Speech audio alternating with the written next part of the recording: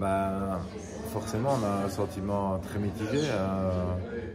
Là, si on doit parler à chaud, ben, on est quand même triste de la manière dont on finit la rencontre. Dans le vestiaire, on ne parle pas spécialement de victoire, on parle que c'est triste d'avoir fini comme ça. Je pense qu'on aurait mérité vraiment une autre fin. Parce que les joueurs ont été irréprochables.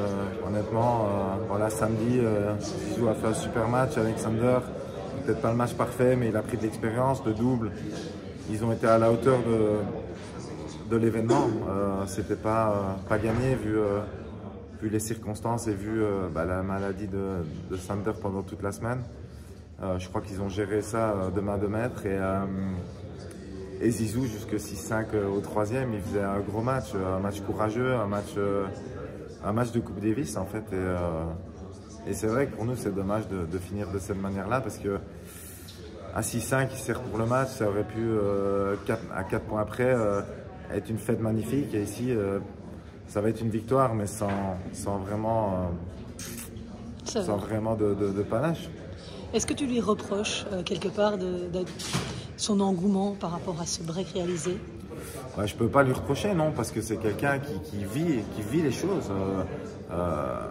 Après tout, c'est un accident, ça peut arriver à tout le monde. Bien sûr que c'est de sa faute, bien sûr que c'est lui qui est responsable de ce qui s'est passé, bien sûr qu'il va en prendre plein la figure et ça s'est déjà commencé partout sur les réseaux. Donc, il va vivre une semaine difficile, peut-être plus qu'une semaine.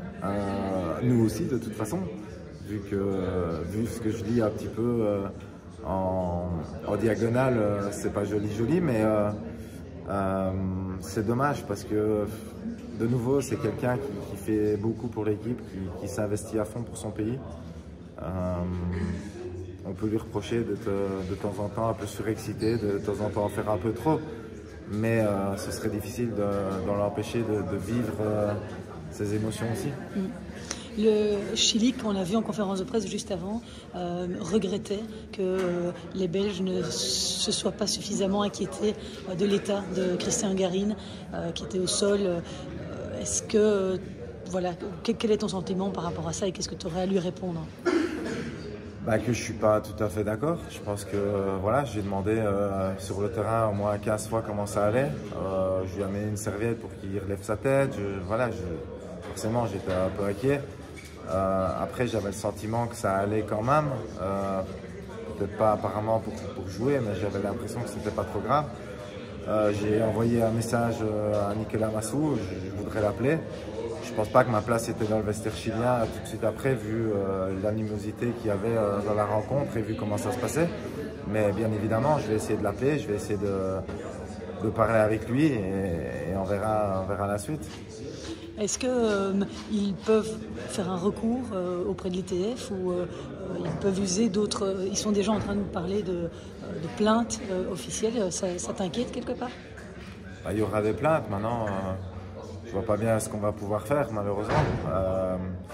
Le match est fini, c'est 3-1.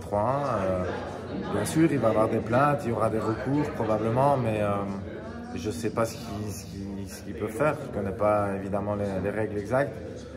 C'est quelque chose qu'on va devoir évidemment discuter. Maintenant, pour l'instant, je crois qu'il faut qu'on laisse un peu retomber la pression et qu'on voit dans les jours qui viennent ce qui se passe.